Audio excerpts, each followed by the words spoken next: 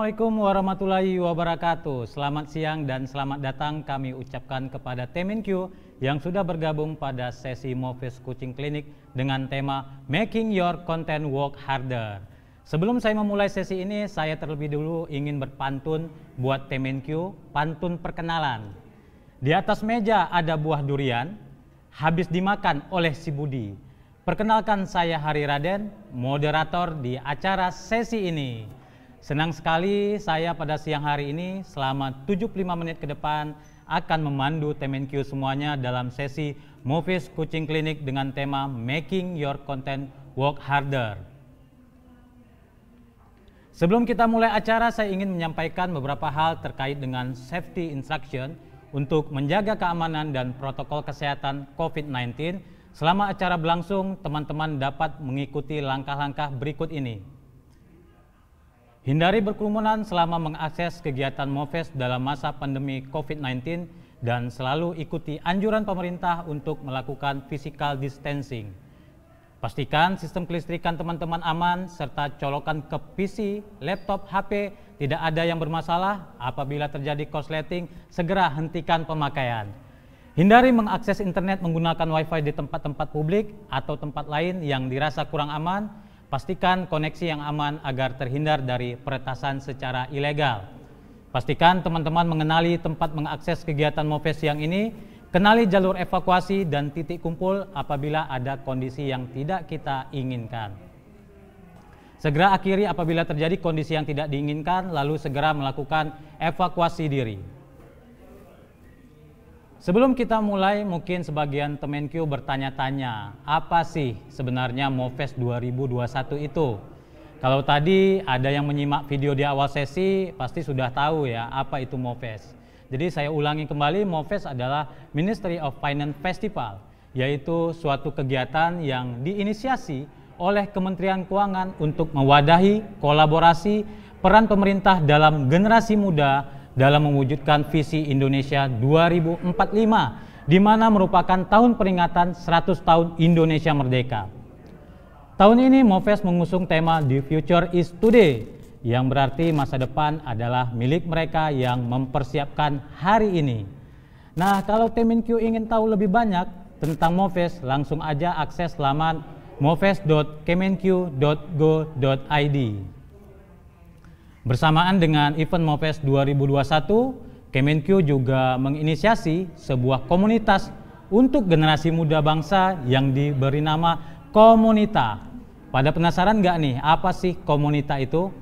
Komunita merupakan singkatan dari Komunitas Uang Kita, yaitu sebuah wadah bertemunya generasi muda untuk berkolaborasi bersama para penggerak utama menuju Indonesia Maju 2045.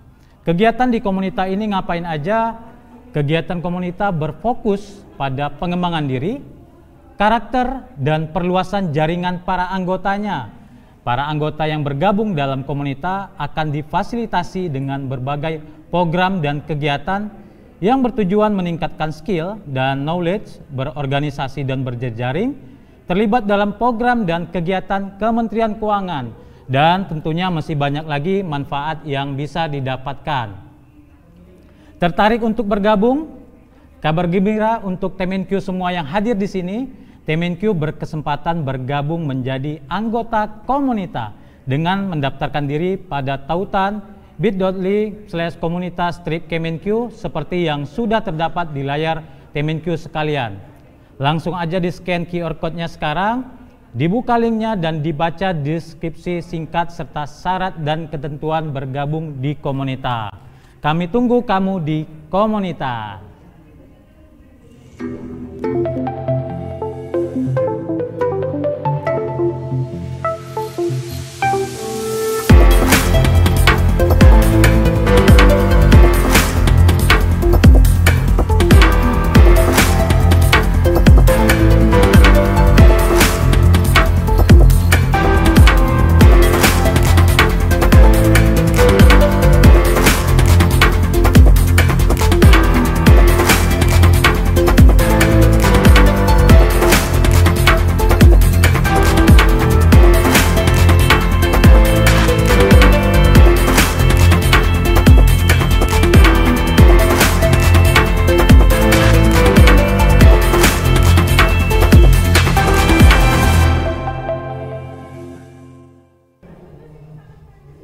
Content creator dapat dikatakan sebagai seorang yang membuat suatu konten secara kreatif untuk berbagi platform.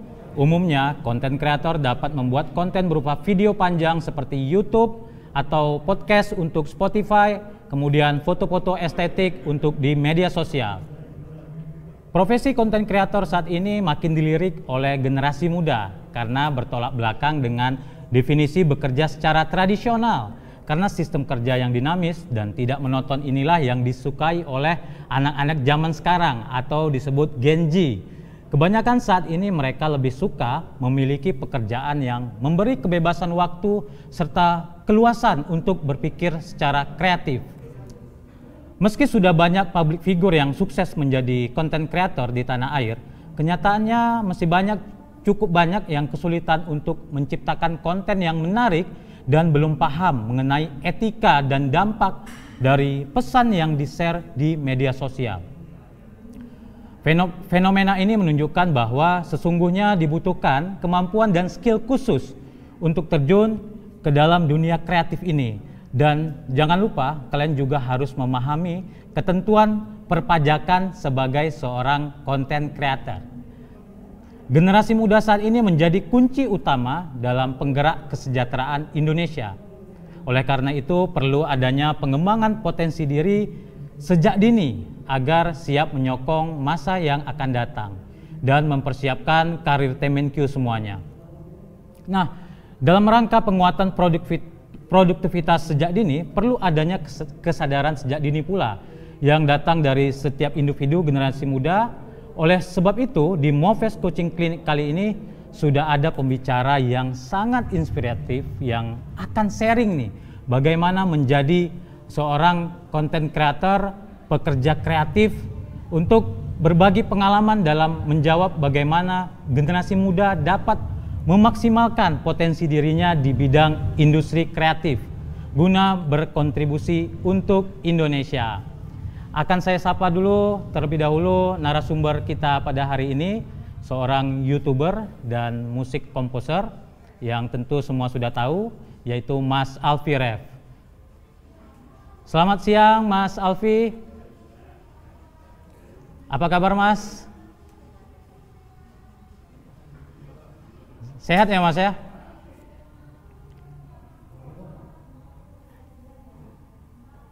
Kedengaran suara saya Mas ya? Kedengaran ya? Oke. Perjalanan karir Mas Alfi ini juga luar biasa sekali ya. Halo Mas Alfi, kedengaran? Halo. Kedengaran kok. Sudah dengar ya? Kedengaran. Sudah. Oke.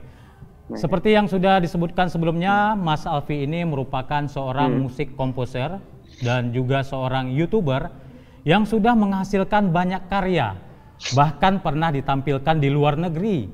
Bahkan baru-baru ini salah satu karyanya yang berjudul Wonderland Indonesia, dan yang saya dengar ini karya ini menjadi kado untuk Indonesia yang saat itu menjadi go viral ya, yang viewsnya menembus 27 juta. Wow, luar biasa sekali. Nah, perjalanan karir Mas Alfi ini juga luar biasa ya, karena diawali dari umur 9 tahun, bahkan sempat mengikuti Indonesia Mencari Bakat sebagai gitaris ya Mas ya? Ya, dan betul. Saat ini Mas Alfi terkenal sebagai musik komposer yang suka memasukkan musik elektronik dengan unsur musik tradisional ke dalam lagu-lagu nasional tanah air. Mas Alfi, hari ini kita semua ingin mendapatkan insight ya bagi para audiens yang hadir hari ini.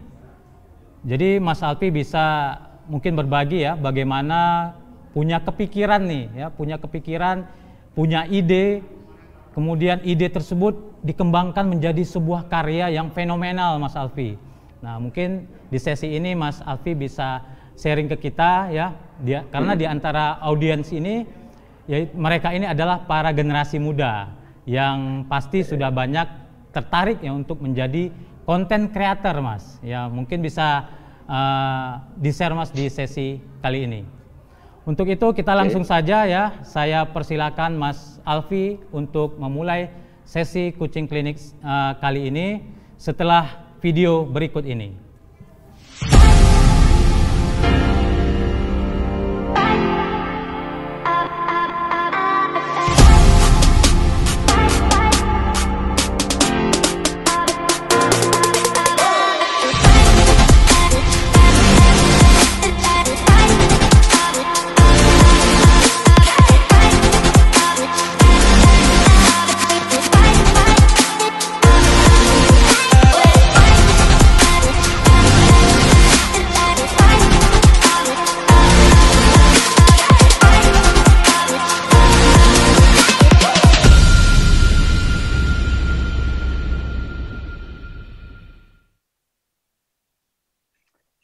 Baik, terima kasih buat teman-teman yang belum kenal. Perkenalkan, nama saya Alfi Ref.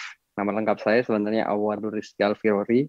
Saya lahir di Mojokerto, 95 tahun 95. Jadi ya yes, saat ini nggak tahu nih saya termasuk generasi Z atau gimana. Cuman yang pasti semangat saya masih sangat milenial. Jadi mungkin saya akan berbagi tentang lebih ke diskusi ya, kita sharing bagaimana saya memulai menjadi sosok content creator itu seperti tema pada hari ini. Cuman kalau saya pribadi sih saya menganggap sebenarnya lebih ke seniman digital mungkin ya, karena memang saya terjun di dunia seni dan akhirnya mendigitalisasi seni yang saya pelajari dari kecil hingga sekarang, yang akhirnya panggungnya sekarang bukan hanya di panggung, bukan hanya di TV, tapi juga di dunia digital gitu. Nah, sampai detik ini akhirnya konten digital itu semakin luas, bahkan semakin mendominasi gitu di teman-teman ya di semua golongan, bisa di YouTube, di Instagram dan lain-lain. Cuman kalau menurut saya jika teman-teman ingin juga terjun ke sana gitu karena itu sekarang menjadi pekerjaan yang menjanjikan. Sebenarnya hal yang pertama harus disiapkan adalah yang pertama personal branding, kalian mau kemana, terus seunik apa kalian di sana, karena yang pasti dunia digital juga saingannya luar biasa banyak gitu, karena semua orang bisa mengakses, semua orang bisa punya channel sendiri, jadi udah nggak kehitung lagi kompetisinya gitu. Cuman menurut saya kompetisinya juga sangat sehat di digital, karena ya kita punya kebebasan untuk berekspresi satu sama lainnya gitu. Jadi itu tadi personal branding. Maksudnya kalian harus tahu kalian tuh di digital mau dikenal sebagai apa, kemudian seunik apa kalian, uh, kemudian uh, ekosistem kalian tuh seperti apa. Maksudnya kalian juga harus tahu harus tertarget sebenarnya audiens kalian akan seperti apa gitu. Nah, saya termasuk orang yang tidak general gitu ya. Maksudnya kadang di digital itu kan sebenarnya kita bisa menjadi apapun nih, bisa jadi vlogger, bisa bisa masak-masakan, bisa main musik, bisa apapun lah gitu. Cuman tiap orang itu pasti punya spesialisnya masing-masing. Nah, untuk dari sini kita sebenarnya kalau saya menyarankan kita harus menjadi spesialis, jangan generalis gitu. Kalau generalis kan kita bisa ngelakuin semuanya, bisa ngevlog, kadang ini pokoknya nyari yang views-nya banyak. Tapi jadinya kita tidak spesialis di situ. Kita tidak fokus ke satu titik yang membuat kita semakin expert di bidang itu gitu. Nah, kalau saya di pertama personal brandingnya udah pasti saya tekankan bahwa Alfirez ingin dikenal sebagai musisi, musisi dengan segala musikalitasnya yang sudah saya pelajari dari kecil hingga sekarang, dan saya ingin dikenal karena itunya gitu. Dan itu penting banget gitu untuk kita menjadi sosok spesialis bukan generalis. Kemudian selain itu karena saya kuliah film juga, saya juga ingin dikenal selain musiknya, juga ingin dikenal secara sinematografinya. Gimana caranya saya menyampaikan musik, nggak cuma main musik atau skill saya doang yang dipamerin, tapi juga visualnya, gimana visual itu bisa bercerita, punya storytelling yang kuat juga. Jadi orang bisa menikmati audio dan visual secara bersamaan gitu, kekuatannya. Kemudian keunikan. Nah, sebenarnya unik ini eh, saya percaya, saya ini termasuk content creator yang sangat idealis ya.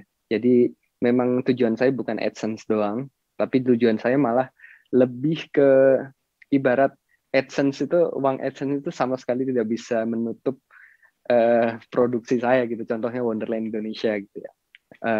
Biaya produksi untuk bikin Wonderland Indonesia itu dengan AdSense itu paling AdSense segininya gitu. Jadi dibilang balik modal dari AdSense tidak mungkin gitu. Ini tidak ada apa-apanya gitu. Nah, bagaimana cara saya untuk tetap bisa survive? Karena ya kita selain idealis, kita juga harus punya strategi gitu. Target saya bukan di AdSense-nya gitu.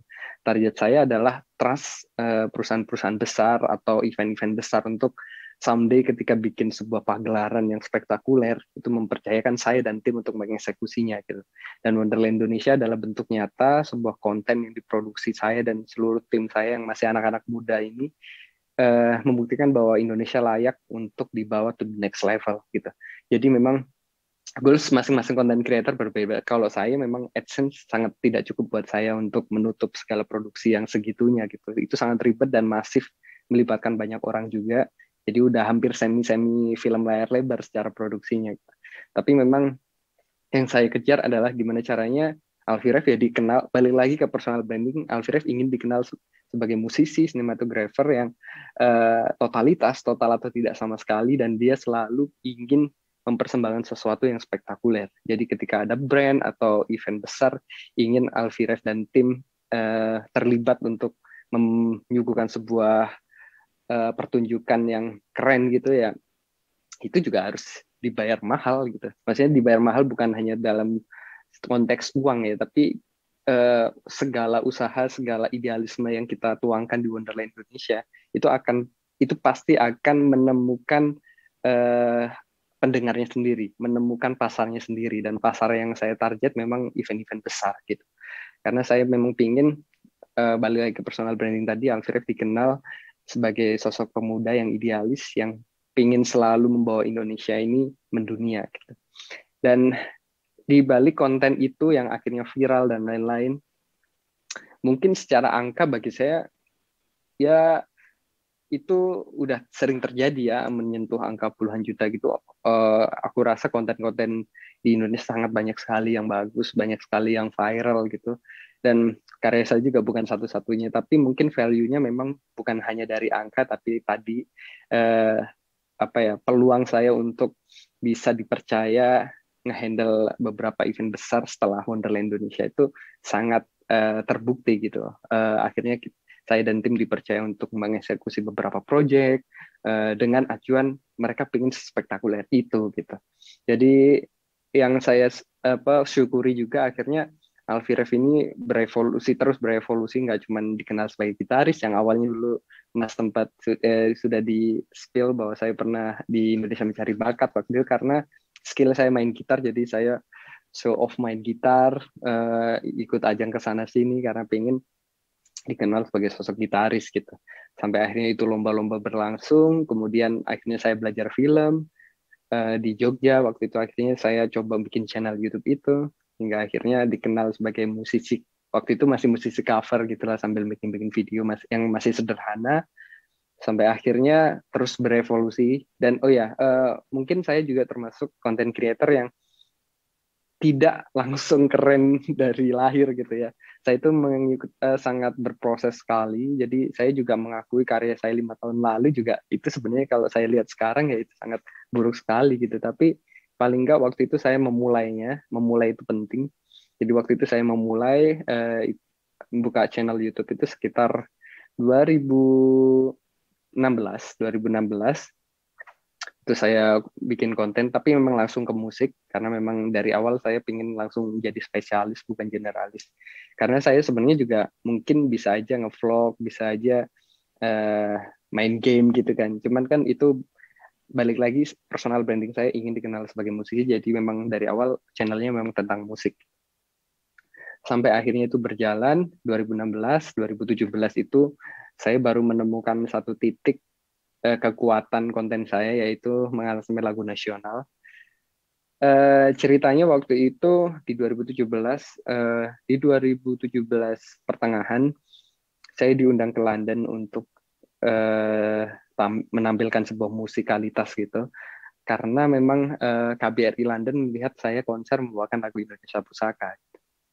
Padahal waktu itu saya merasa ya itu buat opening setnya aja gitu, nggak ada percampuran, masih belum ada percampuran gamelan dan lain-lain. Saya cuma memang pengen opening konser saya waktu itu ada Indonesia Pusakanya di depan gitu, sebagai sebagai perwujudan bahwa saya ini memang mempersembahkan sebuah karya anak bangsa lah gitu. Dan saya pengen konsernya openingnya Indonesia Pusaka. Sampai akhirnya ternyata impact-nya segitunya gitu. Padahal saya belum serius waktu itu. Sampai akhirnya ke London. Dan di London akhirnya saya mikir bahwa Indonesia Pusaka memang sakral di Indonesia, tapi di luar negeri belum tentu sakral karena liriknya kan gak dipahami. Akhirnya saya riset, balik lagi saya akhirnya riset, riset juga penting untuk memperdalam apa yang mau kita ciptakan gitu, biar karya kita juga sustainable, nggak cuman viral terus viralnya habis ya kita habis gitu. Aku sebisa mungkin riset untuk memperkokoh, mempertajam kualitas konten kita gitu. Itu makanya saya biasanya riset juga. Nah, waktu itu saya akhirnya riset untuk menampilkan sesuatu di luar negeri, di London, yang orang mungkin dengan Indonesia Pusaka mereka nggak tahu liriknya, yang tahu kita ya.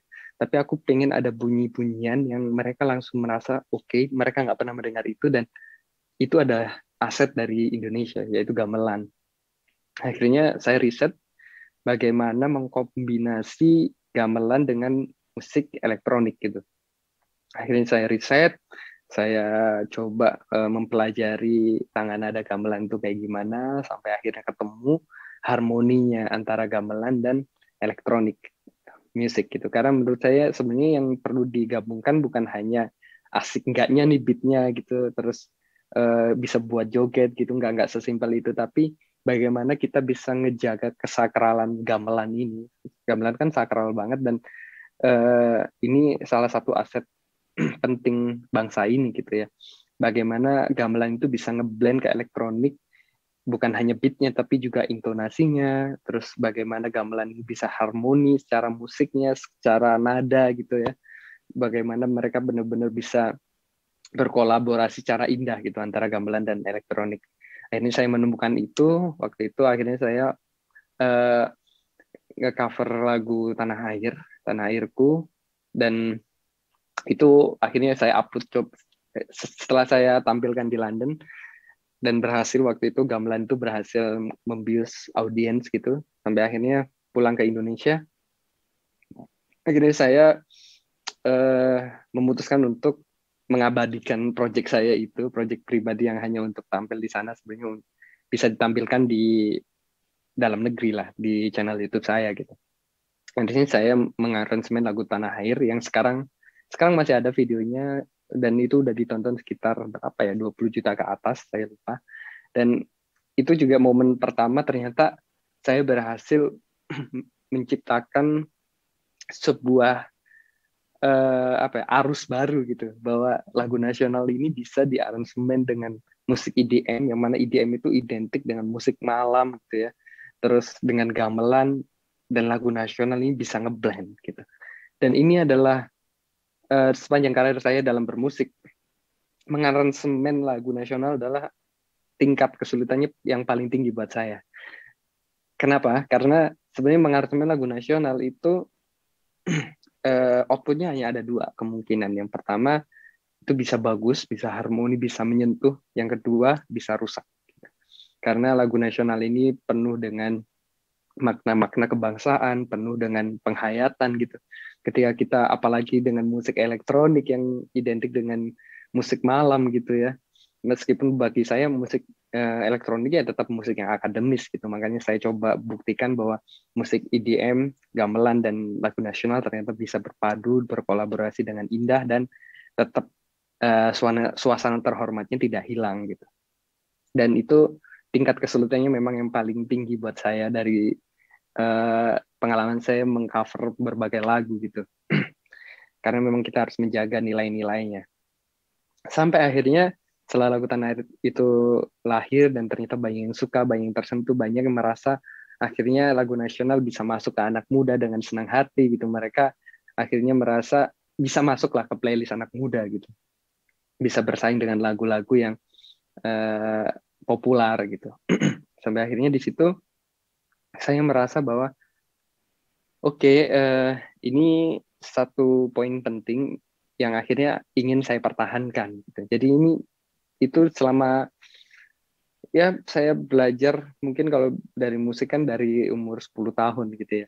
Jadi bisa 10 tahun lebih saya belajar musik, sampai akhirnya bisa dikenal publik dengan karya saya yang Tanah Air itu. Itu menurut saya titik di mana akhirnya Alfie Rev dikenal sebagai sosok yang sangat modern musiknya, tapi juga sangat nasionalis karena menggabungkan lagu nasional gitu.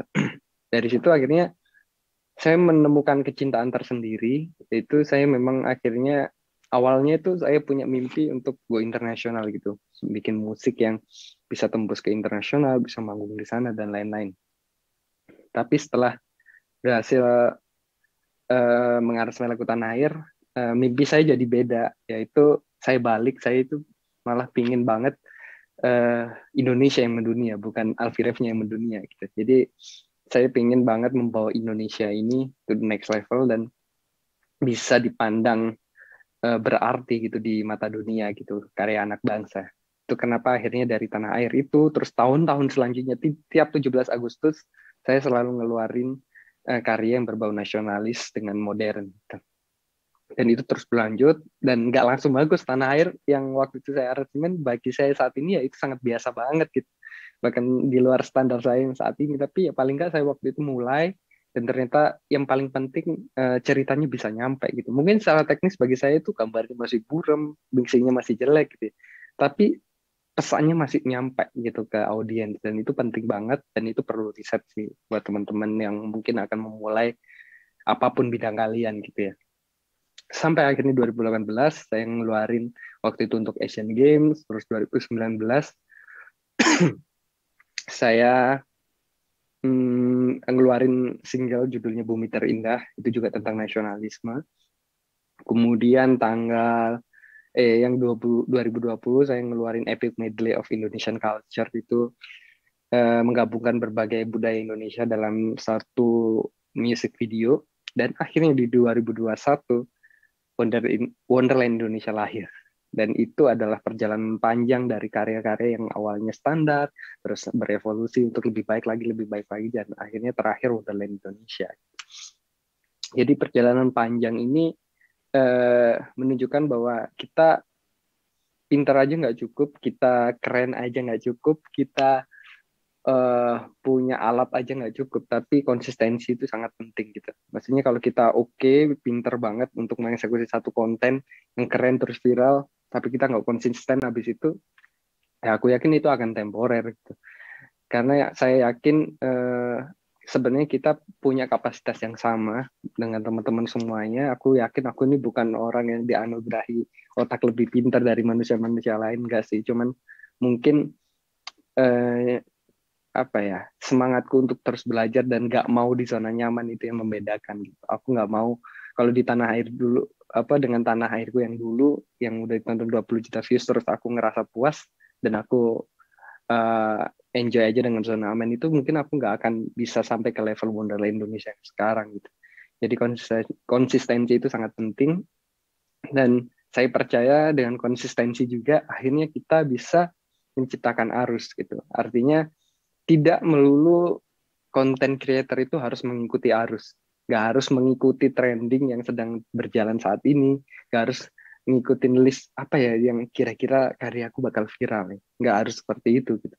Memang nggak mudah, tapi ketika kita bisa menemukan titiknya itu, kita akan benar-benar menjadi content creator yang sangat independen dan mempunyai arus tersendiri gitu. Sampai akhirnya Wonderland Indonesia lahir ini dan bisa trending satu aku itu. Padahal menurut saya konten ini sangat idealis. Ini saya tidak bercerita tentang lagu yang lagu percintaan pada umumnya, lagu yang populer, easy listening gitu. Ini lagu-lagu tradisional, lagu-lagu kuno yang saya aransemen ulang. Kemudian ada lagu Bagimu Negeri, meskipun dengan strateginya adalah dengan sajian visual yang extraordinary gitu. Secara visualnya nggak biasa, itu juga strategi saya biar bisa menyampaikan lagu-lagu kuno ini bisa diterima lagi dan relevan gitu dengan dunia digital sekarang. Tapi menurut saya Project Idealis itu bisa sampai masuk ke trending satu, terus semua orang membicarakan itu tuh saya punya kebanggaan tersendiri karena akhirnya saya bisa menyampaikan sesuatu yang sangat idealis ke teman-teman generasi muda yang saat ini sedang sangat sangat gampang banget terbawa arus gitu. Jadi ketika ada arus baru seperti ini, lagu nasional bisa dikenal lagi, itu menurut saya bukan konten lagi, tapi sebuah movement bahwa lagu-lagu nasional atau karya-karya yang identik dengan aset bangsa kita itu masih ada kesempatan untuk kita mendobrak lini trending yang sudah biasa terjadi seperti itu. Jadi sampai akhirnya di situ saya simpulkan bahwa konsistensi, terus riset, keluar dari zona nyaman, terus berevolusi itu penting banget buat saya. Jadi Wonderland Indonesia bukan sebuah konten yang mendadak saya temukan, terus saya coba dengan budget besar dan blam viral, gak semudah itu. Jadi lebih ke itu sebuah perjalanan. Jadi buat teman-teman yang misalkan bidangnya seni lukis misalkan, kalian mungkin lukis pertamanya sedang masih biasa aja gitu, tapi kalian udah mulai dan kalian tetap show off itu di digital platform sampai akhirnya kalian gak pernah mau untuk stuck di satu posisi, kalian terus upgrade sampai akhirnya 5 tahun kemudian pasti kalian punya something yang itu tumbuh, dan aku yakin benih yang baik juga akan menghasilkan sesuatu yang baik juga gitu. Nah, tapi di balik itu semua saya punya kesimpulan juga untuk merangkum ini, bahwa saya itu juga sangat persetan dengan hasil akhir. Itu penting banget. Artinya saya itu orangnya tidak memikirkan nanti akhirnya ini akan viral atau enggak, nanti ini akan diterima atau enggak ya, ini bakal masuk ke pasar atau enggak gitu karya saya. Saya yakin bahwa saya itu selalu fokus ke prosesnya gitu. Pokoknya prosesnya harus keren, prosesnya harus hebat, prosesnya harus benar-benar total. Saya yakin bahwa proses yang baik akan selalu selaras dengan hasil yang baik gitu. Jangan berekspektasi dengan hasilnya dulu. Yang penting kalian harus memposisikan sebuah aktor film gitu. Kalau aktor filmnya prosesnya itu keren, prosesnya itu emang benar-benar sangat hebat gitu, aku yakin hasilnya pun endingnya juga bakal hebat gitu. Jadi ketika kalian merasa bahwa kok sepertinya aku enteng-enteng aja kerjanya ya, kayak nggak ada tantangannya, itu biasanya hasilnya juga enteng-enteng aja gitu. Jadi saya selalu percaya bahwa proses yang hebat akan selalu selaras dengan hasil yang hebat. Mungkin sekilas perjalanan saya dan dunia yang pernah saya lalui dari 2017 sampai hari ini. Cuma nanti kalau teman-teman ada pertanyaan silakan. Tapi yang pasti saya termasuk konten creator yang sangat idealis dan senang sekali akhirnya Wonderland Indonesia bisa dikenal sebagai sebuah karya yang bisa trending dengan keidealisan saya. Karena memang cita-cita saya menjadi manusia idealis seutuhnya. Sebenarnya makna idealis itu bukan berarti kita nggak peduli dengan pasar, audiens, nggak seperti itu. Tapi idealis itu juga butuh strategi untuk misalkan saya nggak mau bikin lagu populer, saya mau mengaransemen lagu-lagu kuno aja deh gitu, tapi dengan cara yang baru, dengan strategi yang baru untuk bisa tetap tembus ke lini trending gitu, yang artinya karya ini bisa masuk ke mainstreamitas yang sedang terjadi. Jadi kadang itu yang saya simpulkan kenapa kita akhirnya bisa menciptakan arus, nggak selamanya kita harus mengikuti arus. Mungkin seperti itu. Biasa Mas Alfi sharing pengalamannya yang sangat inspiratif ya. Nah mungkin bisa ditambahkan tips dan trik nih Mas, karena kan ketika kita membuat sebuah konten itu banyak dari kita pingin nih menjadi content creator. Nah ketika pingin buatnya mungkin sekali dua kali gitu, nggak konsisten. Ada nggak tipsnya agar konsisten gitu Mas? Walaupun hasilnya itu belum bagus, tapi kita akan terus mencoba lagi. Mungkin bisa di share Mas. Oke, terima kasih Mas sudah mengingatkan.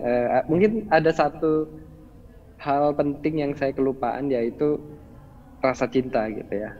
Artinya Wonderland Indonesia dengan prosesnya yang sangat berat buat saya, itu tidak akan terjadi tanpa rasa cinta gitu. Maksudnya saya harus mencintai prosesnya.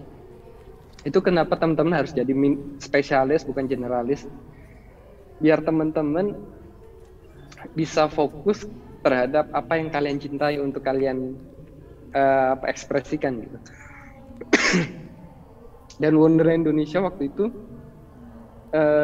sebelum itu terjadi, saya harus riset juga kan. Saya harus riset apa yang benar-benar bisa saya sampaikan. Makanya waktu itu saya 3 bulan ke Bali. Jadi saya ke Bali untuk simpel sebenarnya, untuk ketemu teman-teman seniman, terus ketemu warga-warga sekitar, agar saya tahu apa yang saya sampaikan gitu. Bagaimana saya mentransfer sebuah kebudayaan yang sudah terjadi di Bali ya terutama, untuk saya bisa kembangin dan bisa masuk ke dunia modern. Tapi poinnya bukan itu. Poinnya adalah saya melakukan itu karena memang saya mencintai itu, saya mencintai budaya mereka, saya benar-benar mencintai ketika saya harus menciptakan lagu nasional karena memang saya suka lagu-lagu nasional gitu. Jadi untuk bisa konsisten ya kita harus mencintainya gitu. Kayak kalian misalkan kontennya masak, tapi sebenarnya passion kalian fotografi gitu. Ya mungkin kalian masak kalian mungkin viral ya, tapi kalian sebenarnya setengah setengah hati mengerjakannya dan saya yakin ketika hal-hal yang dilakukan dengan setengah hati itu konsistennya nggak akan maksimal gitu. Nah, saya bisa maksimal dari kecil sampai sekarang main musik dengan melakukan apapun yang saya suka. Ya karena konsistennya itu selalu terkait dengan rasa cinta saya gitu sih. Maksudnya cinta dengan passion yang saya lakukan gitu. Jadi intinya untuk mempertajam konsistensi, pastikan bahwa apa yang kalian create atau apa yang kalian ekspresikan itu memang benar-benar kalian cintai gitu. Bukan hanya untuk nyari AdSense-nya tadi yang seperti saya bilang gitu. Baik, terima kasih Mas Alfi. Jadi memang kita harus untuk konsisten tuh harus bisa mencintai passion kita ya Mas Alfi ya. Betul. Nah ini teman-teman TMNQ di sini udah nggak sabar nih Mas ya, udah nggak sabar untuk menyampaikan pertanyaan-pertanyaan kepada Mas Alfi. Nah jadi untuk para TMNQ sekalian ya silakan mengajukan pertanyaan dengan menekan tombol raise hand dalam fitur reaction atau fitur partisipan yang terletak di posisi bawah layar Zoom TMNQ masing-masing. Nanti saya akan menunjuk dan mempersilahkan peserta terpilih untuk mengajukan pertanyaan dengan memperkenalkan terlebih dahulu nama lengkap, kemudian asal, apakah dari sekolah, universitas, ataupun instansi, kemudian sampaikan pertanyaannya langsung ke Mas Alfi. Nah, jadi ini kesempatan ini ya buat para teman Q untuk langsung bertanya kepada Mas Alfi. Oke, silakan. Sudah ada pertanyaan, sepertinya saya kenal ini yang menanya. Ibu Amti ya, Bu ya? Iya. Siap, Ibu ya? Amti. Iya, Ibu. Nah, Ibu. Pak Radin. Siap, Terima Ibu. kasih atas kesempatan yang diberikan kepada saya. Mas Alfi, terus terang saya ini termasuk generasi tua yang mengagumi generasi muda dengan karya-karyanya yang luar biasa. Yang awalnya cukup banyak ya karya, sampai saya mengikuti semua mulai dari awal. Yang tertarik pertama itu dari lagu Payung Teduh. Habis itu siapa sih Alfi Ref ini gitu kan. Kemudian terakhir menggelegar dengan hasil Wonderland Indonesia. Nah, dari yang disampaikan tadi yang ingin saya tanyakan bahwa sampai saya tanya, ini Alfi ini siapa sih gitu kan, latar belakangnya seperti apa gitu kan, kok bisa membuat karya yang luar biasa seperti ini. Dan ternyata dari kota kecil, bukan yang orang di Jakarta gitu kan, yang sudah terbiasa dengan segala macam fasilitas untuk bikin satu kreasi. Nah, ini tentu saja bisa membangkitkan semangat dari para anak muda untuk bisa bahwa walaupun kita tinggal di kota yang kecil, tapi untuk bisa membuat satu karya yang luar biasa itu bisa. Nah, apa yang dilakukan oleh orang tua Mas Alfi dari kecil sehingga bisa membuat Mas Alfi bisa berkreasi seperti sekarang ini, dan itu bisa mendorong para orang tua muda agar anak-anak muda sekarang pun bisa seperti Mas Alfi gitu, Mas. Terima kasih. Oke, terima kasih Bu Amti. Mas Alfi mungkin bisa langsung menjawab ya pertanyaan dari Bu Amti. Siap. Oke, terima kasih Bu Amti. Itu mengingatkan saya kembali ke sebuah proses waktu itu di kota kecil Mojokerto gitu ya, di Trawas Mojokerto. Saya Mojokerto pun tinggalnya nggak di kotanya tapi di pegunungannya. Cuman waktu itu saya juga terlahir di keluarga yang sederhana aja, nggak kurang nggak lebih juga, banyak kurangnya malah. Jadi memang saya yakin bahwa memang untuk banyak teman-teman saya juga komplain, orang tua saya ini nggak support saya nih, orang tua saya nggak ngedukung gitu, orang tua saya nggak support nih di musik gitu, dan itu hal yang wajar gitu saya bilang ke teman-teman saya. Karena kuncinya bukan di orang tua, tapi kitanya memang. Bahkan saya untuk meyakinkan orang tua untuk sekolah ke SMK musik di Surabaya itu bukan hal yang mudah gitu ya. Aku mau sekolah musik nih gitu. Aku waktu itu bilang ke ayah, ya kita harus presentasi gitu loh. Maksudnya apalagi aku dari TK sampai SMP itu sekolahnya madrasah terus kan, terus ke SMK yang musik yang sangat liberal gitu ya. Secara budayanya kan beda sekali gitu, apalagi belajar musik, teman-teman musik juga banyak gondrong dan lain-lain gitu kan. Di Surabaya lagi. Sampai akhirnya saya di SMP kelas 3 setelah lulus itu ya terjadi sebuah persimpangan yang memang saya harus bisa meyakinkan orang tua gitu. Karena orang tua juga jujur aja mereka nggak yakin lah orang anaknya masuk ke musik. Ya banyak contoh musisi yang bagus, tapi banyak juga contoh musisi yang buruk gitu loh pengaruhnya. Jadi secara normalnya orang tua pasti khawatir gitu. Sekarang tugasnya bukan orang tua yang bisa ngedukung atau enggak, tapi kitanya bisa meyakinkan mereka atau enggak.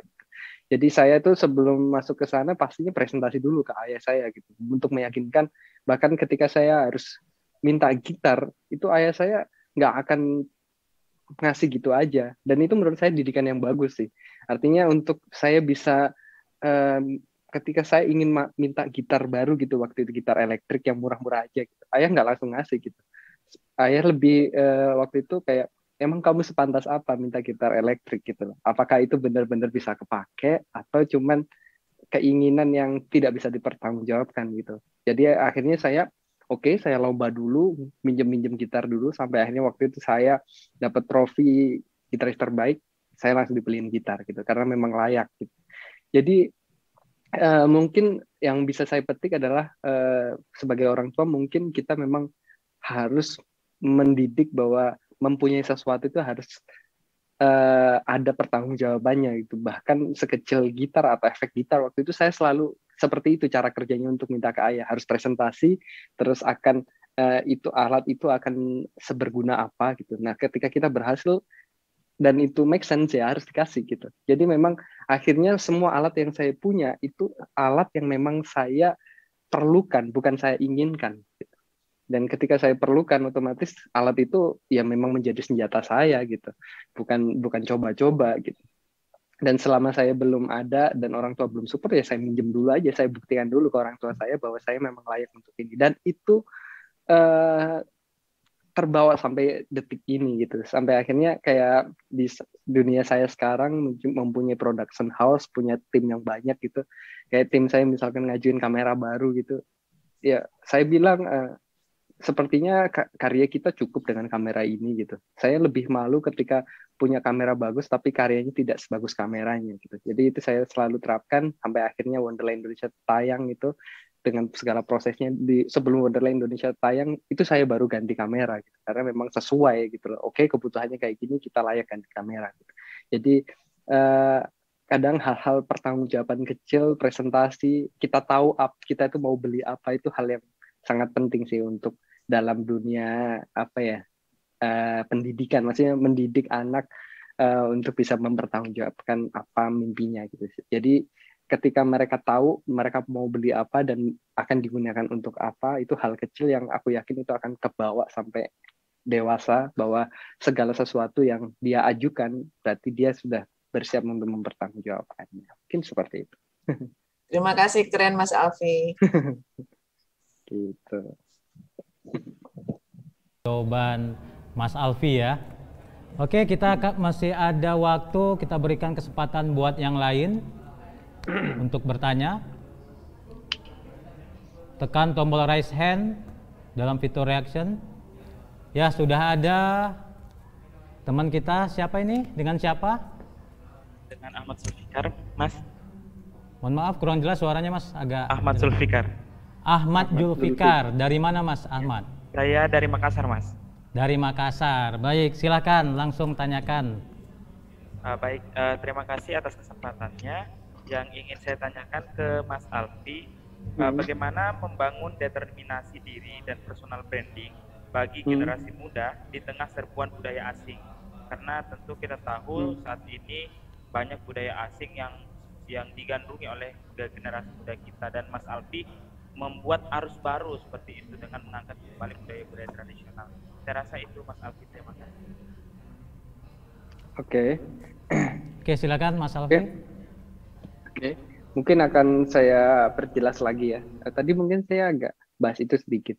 Oke, Jadi kita harus percaya bahwa tidak selamanya konten creator itu mengikuti arus gitu. Kita harus menciptakan arus, dan menciptakan arus itu memang nggak mudah. Artinya kita harus benar-benar tahu, oke, kita kan mau menciptakan arus nih, arus yang kayak gimana dulu nih, dan harus perlu strategi juga. Artinya kayak misalkan, oke, misalkan saya riset nih, di trending nih kebanyakan isinya paling ya konten-konten yang ringan, yang relate sama orang gitu, terus kadang juga prank misalkan, atau musik juga musiknya ringan-ringan gitu, atau K-pop misalkan ya, budaya-budaya luar yang masuk gitu. Misalkan saya pengen ngedobrak itu gitu, tapi dengan identitas ya, maksudnya ngedobraknya itu bisa nggak ya, lagu kuno, lagu tradisional yang banyak orang bilang ini kampungan gitu, bisa masuk ke situ gitu, bisa ngedobrak lini trending itu gitu. Nah, untuk yang pertama ketika aku coba gitu, ketika saya mau mencoba berarti kita harus strategik juga gitu. Nggak bisa kita cover lagu tradisional dan berharap kita langsung trending. Saya jamin nggak akan masuk ke trending sih, karena ya nggak semudah itu diterima gitu. Lagu tradisional itu udah lama, terus ketika kita cover ya udah paling yang cover biasa pasti. Itu kenapa akhirnya saya butuh strategi untuk visualisasinya tidak biasa gitu. Gimana saya tuh akhirnya berfantasi dan berimajinasi gimana caranya musik lagu-lagu tradisional yang sangat kuno ini bisa saya visualkan dengan keajaiban peradaban kita waktu itu gitu ya, dimana ketika masih ada Majapahit, terus bagaimana ketika Indonesia ini dipandang bahwa Indonesia adalah negara yang berbudaya, negara dengan segala keajaibannya gitu, karena budaya-budaya Indonesia otomatis nggak ada di budaya luar negeri gitu ya. Dan aku pengen semakin mempertajam bahwa Indonesia memang bukan hanya wonderful, bukan hanya luar biasa, tapi Wonderland gitu loh, negeri ajaib ya. Akhirnya saya ketemu itu, dan itu baru draft ya, baru draft. Keren nih, aku rasa ini akan bisa menjadi warna baru nih kalau saya bisa mengeksekusinya gitu. Jadi kadang ide doang nggak cukup. Dari sini akhirnya saya punya tanggung jawab besar. Menciptakan Wonderland Indonesia berarti ya harus Wonderland, bukan hanya wonderful luar biasa gitu. Misalkan Wonderful Indonesia ya, kita pergi aja ke spot-spot bagus di Indonesia, terus mengekspos keindahan alamnya dan lain-lain, dan itu udah banyak gitu kan. Akhirnya Wonderland yang harus dieksekusi, dan ketika kita bicara Wonderland ya berarti harus menciptakan sesuatu yang ajaib. Negeri ajaib kan, Wonderland itu negeri ajaib ya, berarti harus sesuatu yang ajaib dan imajinatif gitu. Nah, itu akhirnya kita harus memasukkan teknologi CGI untuk memvisualkan, misalkan ada rumah Padang di Pulau Terbang gitu secara fiksinya ya. Dan itu pastinya memerlukan teknis yang tidak gampang gitu, karena harus didasari dengan teamwork yang kuat, kerjasama antar divisi yang kuat juga gitu. Jadi di sini ini bagian dari strategi saya untuk gimana sih caranya biar kita punya arus sendiri itu tadi gitu, lagu tradisional bisa masuk trending. Jadi visualnya saya akan benar-benar rangkum dengan visual yang relevan dan mampu bersaing dengan budaya luar, yang mana kayak K-pop gitu produksinya nggak main-main mereka. Nah, kita sebagai generasi muda juga harusnya bisa tidak main-main secara produksi. Makanya saya coba buktikan bahwa lagu tradisional yang awalnya kampungan itu bisa dikembangkan lagi, karena nyatanya itu sebenarnya aset bangsa ya, bukan lagu kampungan buat saya gitu. Dan ternyata ketika berhasil divisualisasi Star Wonderland, terus dengan gaun yang melambangkan berbagai tradisi Indonesia, terus musiknya juga modern tapi tetap menjaga harmoninya, storytelling-nya juga benar-benar bisa menyampaikan apa yang saya maksud gitu. Sampai akhirnya Wonderland Indonesia lahir, dan ternyata karya itu bisa benar-benar masuk gitu. Saya juga nggak nyangka sampai trending 1, padahal waktu itu juga banyak K-pop yang sedang bertengger di sana. Ini membuktikan bahwa arus itu harus kita ciptakan secara matang, nggak bisa setengah-setengah.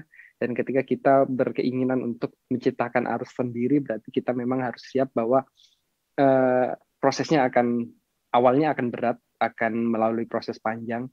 Tapi trust me, ketika kita benar-benar mengeluarkan itu dengan seluruh hati, dan ketika itu benar-benar diapresiasi bukannya di Indonesia bahkan di luar negeri gitu, itu segalanya akan terbayar. Tapi memang untuk sebelum kita berekspektasi tersebut, sesuai kesimpulan saya tadi, kita harus persetan dulu dengan hasil akhirnya. Saya nggak berharap itu trending dan lain-lain. Saya yang penting, saya yakin bahwa proses saya ini udah cukup hebat, proses saya dan tim udah cukup mati-matian di sini, dan saya yakin yang paling tidak, kalaupun karya ini nggak trending gitu, paling nggak karya ini punya warna yang tidak mengikuti arus. Intinya itu sih. Jadi konsisten, riset, kita harus tahu gimana caranya mengemas sesuatu yang tidak mengikuti arus ini tetap punya relevansi ke sesuatu yang mengikuti arus gitu, meskipun dengan idealisme yang kuat.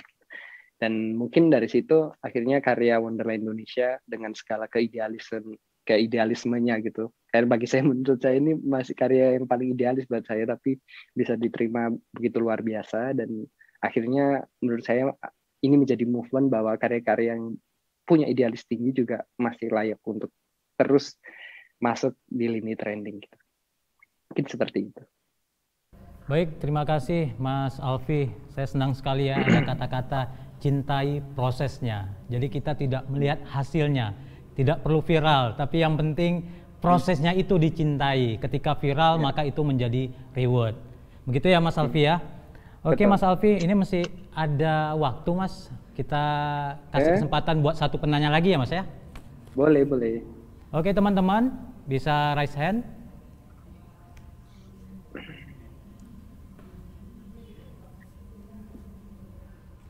Halo Mas Alfi.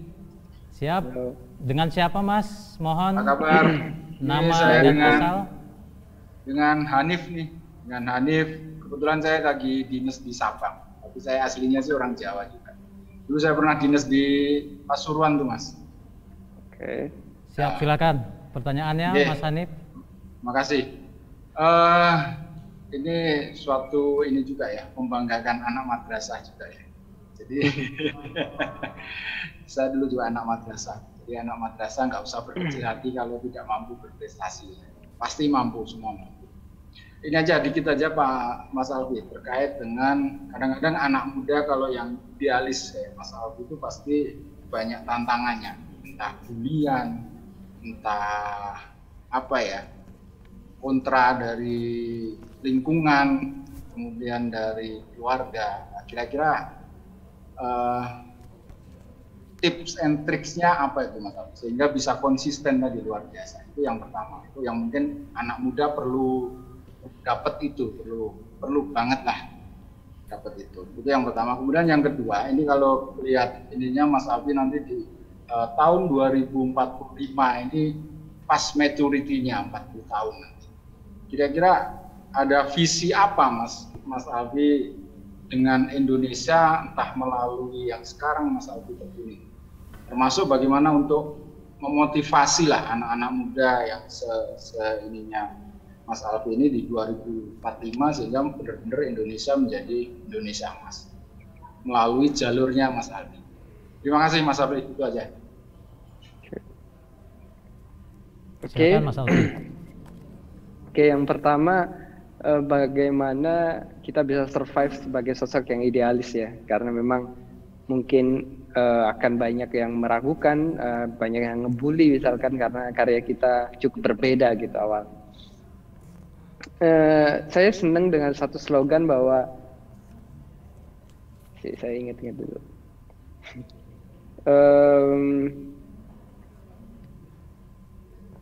Oke, kayak gini. Ada banyak orang yang menertawakan saya karena berbeda gitu. Tapi justru saya menertawakan mereka karena mereka sama gitu ya. Artinya kita tuh memang untuk menjadi berbeda ya, awalnya akan sedikit aneh, awalnya sedikit kayak sebelum saya bisa membuktikan Wonderland Indonesia contohnya ya. Awalnya kayak apa sih, terlalu ngayal gitu, terlalu berlebihan lah ngayalnya, belum tentu nanti hasilnya sesuai gitu, apalagi viewsnya kalau nggak nyampe kan kita bakal ngabisin duit banyak gitu dan lain-lain. Tapi ya itu harga yang memang harus dibayar untuk kita bisa menciptakan arus gitu ya, nggak mengikuti arus gitu. Hingga akhirnya dengan berbagai kepercayaan orang-orang itu untuk saya, karena memang Wonderland Indonesia kan secara budgetnya nggak kecil gitu, jadi untuk meyakinkan sponsor-sponsor misalkan itu nggak gampang, banyak banget yang meragukan karya itu gitu. Tapi saya tetap fight, saya akan benar-benar merealisasikan ini, bukan mengkonvert ini biar lebih ringan dan bisa diproduksi ala kadarnya. No, ketika karya ini belum menemukan rezekinya, ya aku akan menunda daripada memproduksinya setengah-setengah gitu.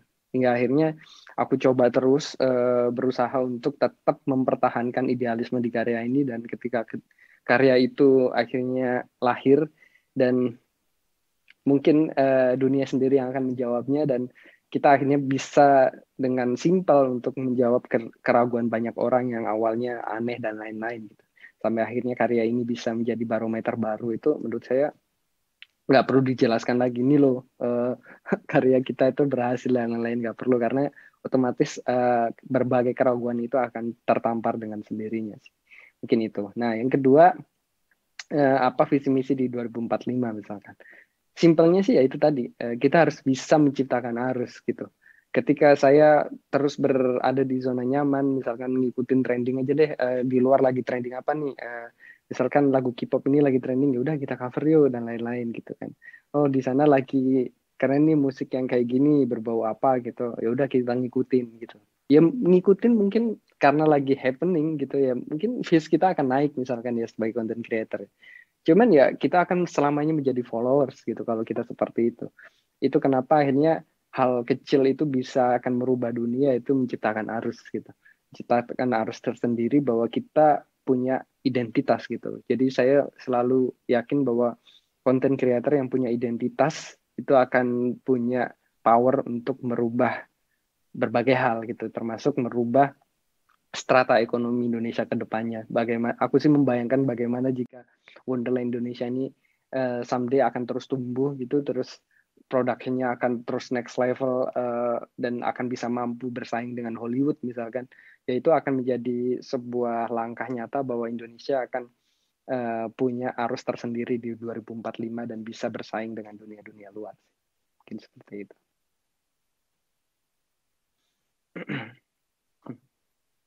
Ya, dari Sabang telah terjawab ya.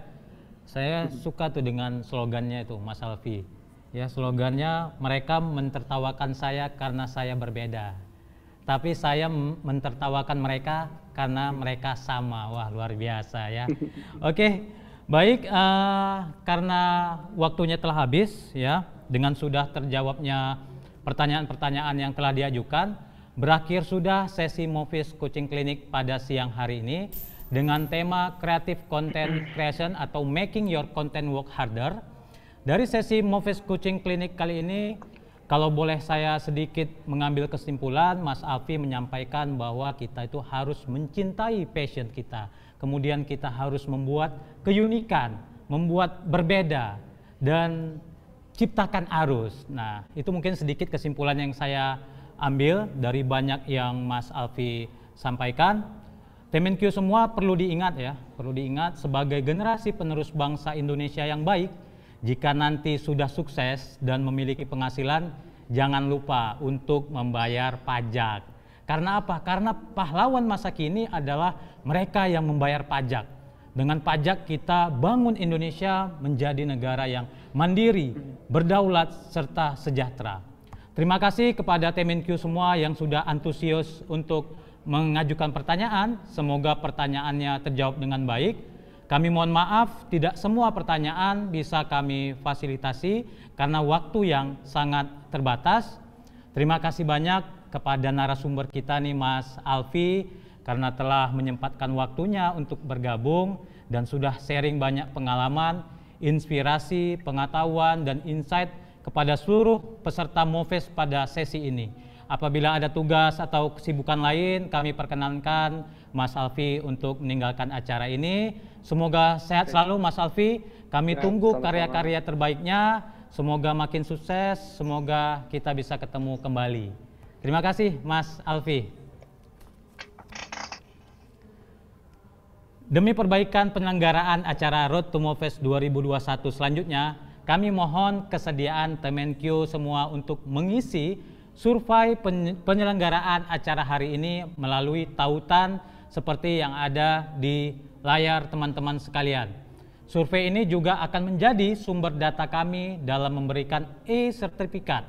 Oleh karena itu mohon semua peserta mengisi survei tersebut dan pastikan bahwa nama dan alamat email yang diisi pada form sudah benar.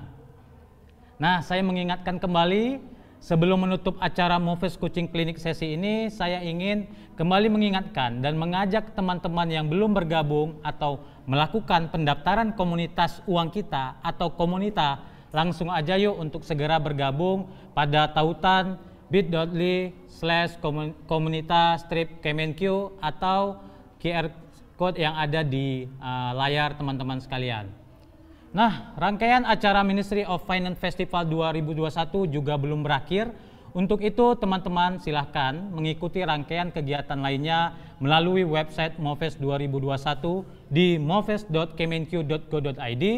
Pantengin juga dan follow media sosial kami di @kemenkyuri dan Mofest Kemenkyu untuk mendapatkan informasi terkini seputar Kementerian Keuangan dan event Mofest 2021. Jangan lupa juga untuk menyebarkan informasi ini kepada teman-teman yang lain dan ajak mereka untuk mengikuti Mofest 2021 dan bergabung bersama dalam komunitas.